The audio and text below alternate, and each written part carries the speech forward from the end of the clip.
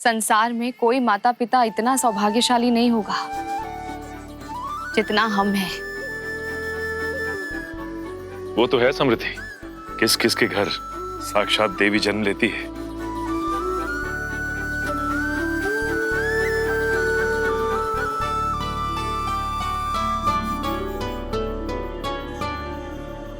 सदा सुखी रहो पुत्री, सदा सुखी रहो।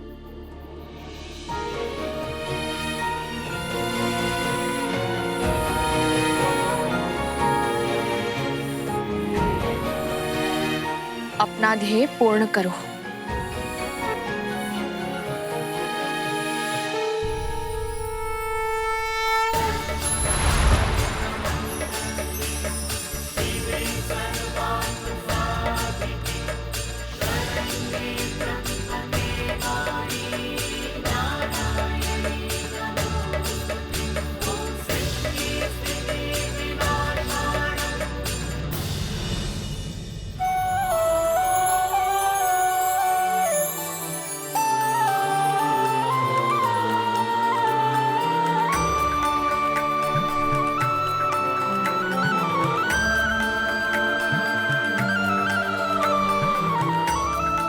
जाओ पुत्री, अब विलंब न करो। तुम्हारी मां संयम खो दे, उससे पूर्व प्रस्थान करो।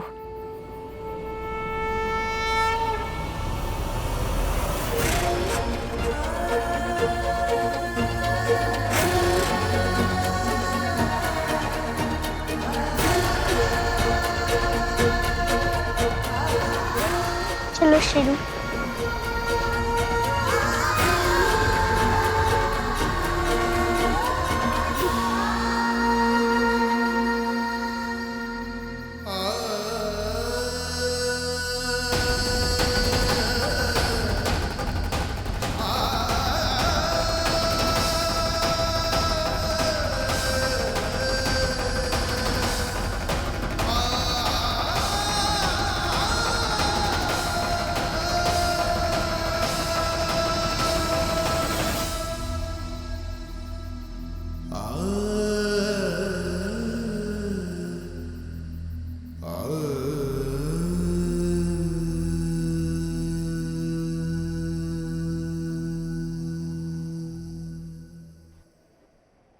जिस कुशलता से वैष्णवी ने इस कार्य को संपन्न किया है वह विश्वसनीय ही नहीं, अविस्मरणीय भी है।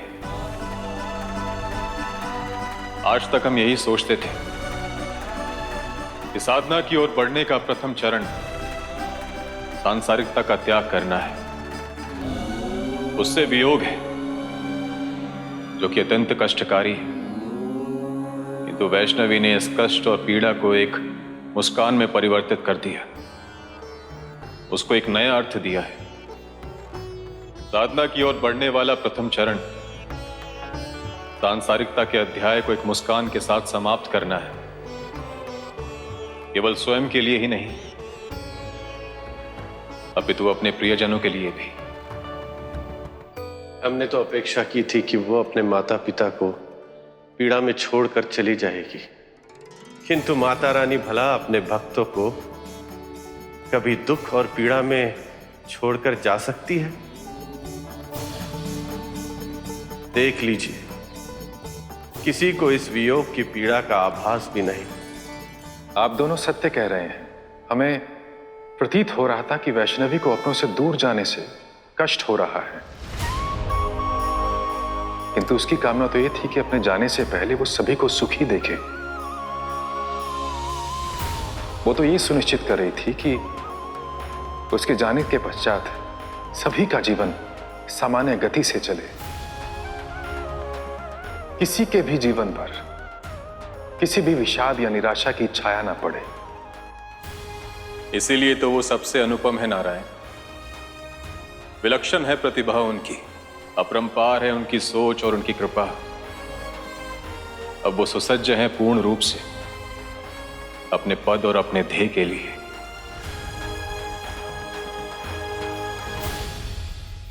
हम सज्ज हैं जाने के लिए। पुत्री, तुमने अपनी साधना का स्थान चुन लिया। जी, जब हमने पिताश्री के साथ पहली बार इसे देखा था, तब से ही ये हमें आकर्षित कर रहा है। मानो हमें कब से पुकार रहा है। कौन सा स्थान पुत्री? वो स्थान जिसने हमें हमारा दूसरा नाम दिया।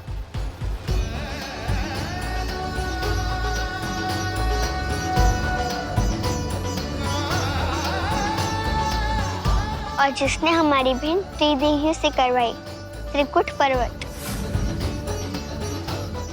अति उत्तम पुत्री, अब हमारी भेंट तुमसे वही होगी।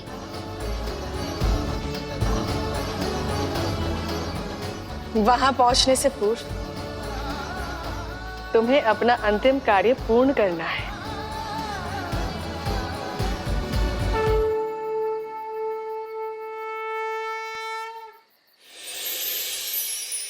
चलो शेरू, चलते हैं।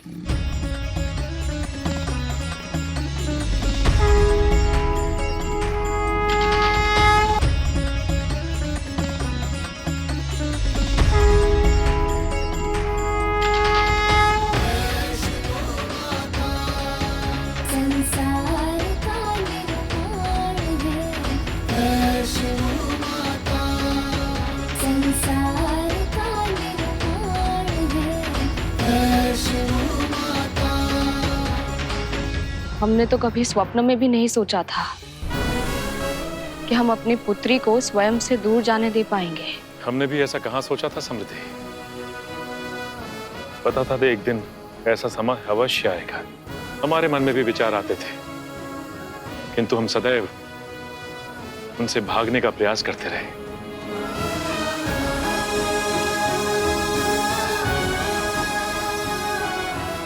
किंतु नियति का लिखा कौन टाल सका है। और वैसे भी बेटियों को तो एक ना एक दिन विदा करना ही पड़ता है। आज उसके उद्देश्य और मानवता के कल्याण के लिए विदा किया, नहीं तो विवाह के पश्चात ससुराल के लिए। सत्य कह रहे हैं आप, किंतु जब हम जी रहे होते हैं तो ये सोचते कहाँ हैं। हर क्षण बस बहते रहते हैं भावनाओं के आवेग में। हमारी अवस्था तो संभवतः विक्षिप्तों जैसी हो जाती है, किंतु वैष्णवी की प्रसन्नता और निष्ठा ने हम में ढाढ़स बढ़ाया। उसकी मुस्कान ने हमें इस पल का सामना करने का साहस दिया।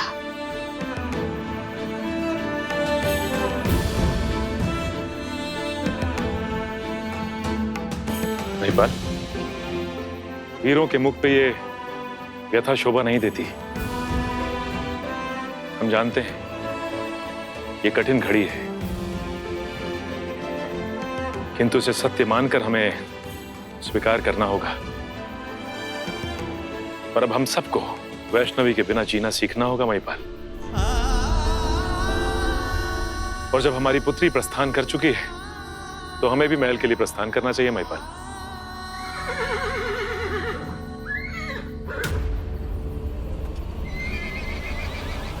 क्या हुआ?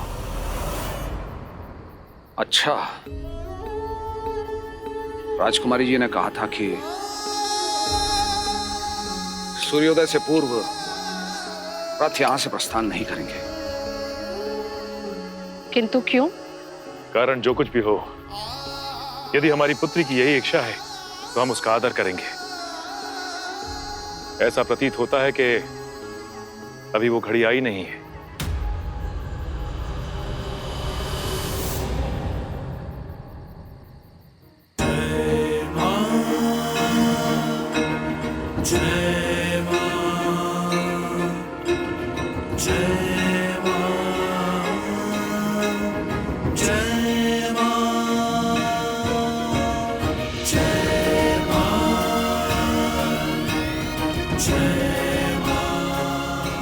वो घड़ी आ गई है शेरू।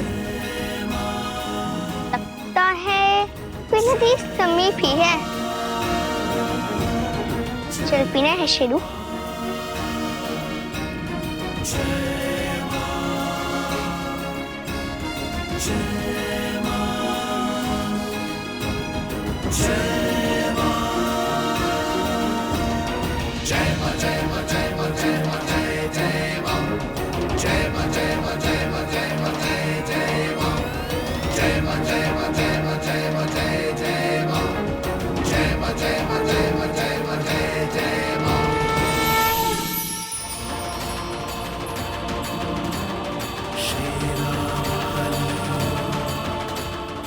शेरू, तुम्हें तो भान ही होगा कि हम यहाँ क्यों आए हैं।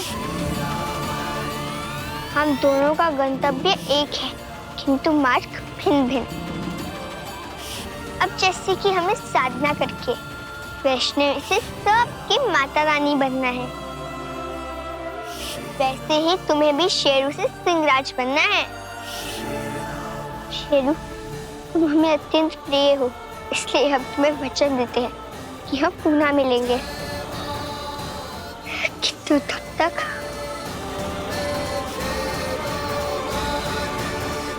हमें अपने अपने मार्ग पर अकेले ही आगे बढ़ना होगा।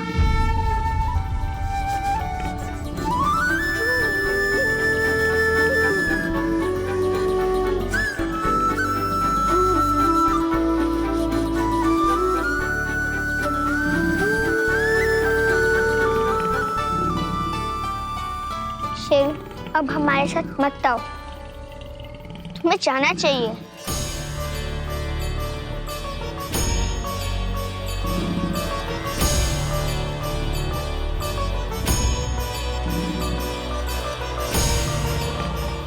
कोई बात नहीं शेरू, थोड़ा धैर्य रखो, एक दिन संपूर्ण संसार तुम्हारी धार से धर आएगा, किंतु अब तुम्हें हट छोड़कर जाना चाहिए।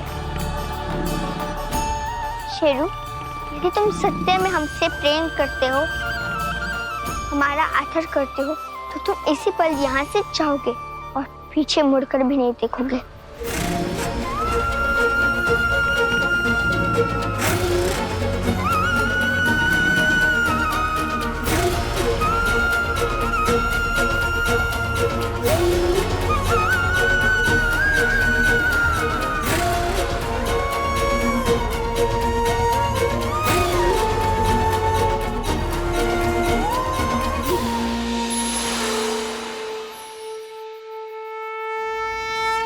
पुत्री,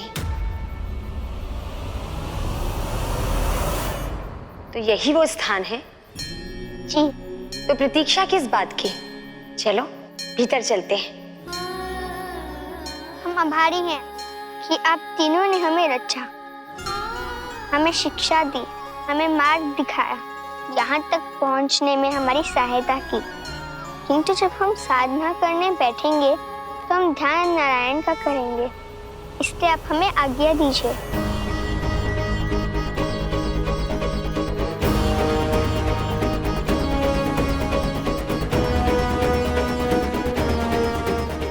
किंतु पुत्री, ये नारायण की ही इच्छा है कि हम त्रिदेवियां सदैव तुम्हारे साथ रहे।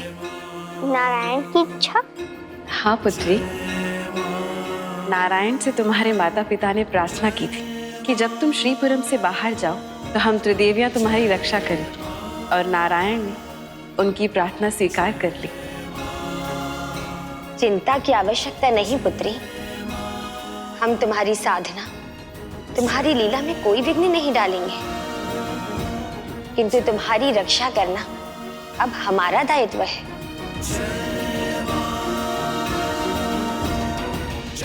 इसलिए हम यहाँ अपना एक अंश छोड़कर जाएंगे, इसमें तो तुम्हें कोई आपत्ति नहीं होनी चाहिए, ठीक है?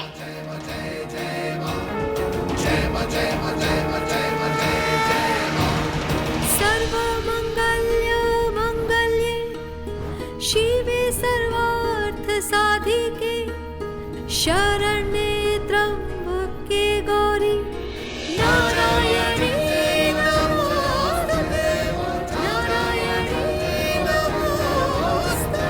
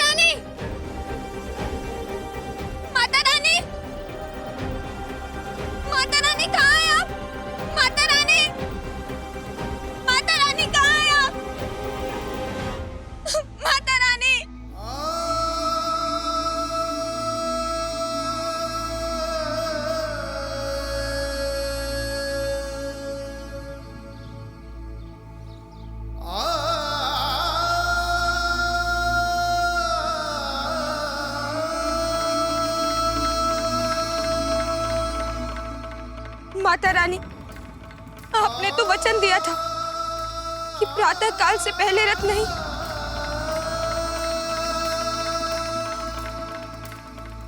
माता रानी कहाँ है आप? देख क्यों नहीं है? माता रानी। भारती, ऐसे रोते नहीं है पुत्री। भूमि को कौन डाल सकता है?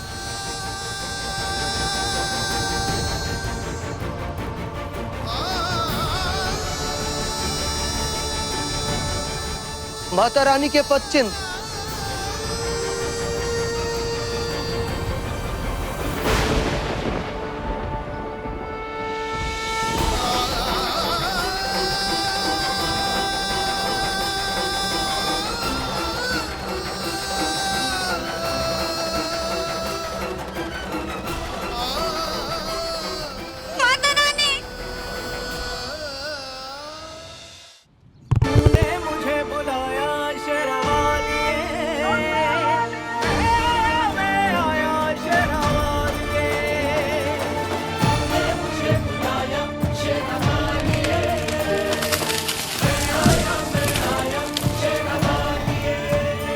ऐसे ही तो हम पहली बार त्रिकुटा से मिले थे।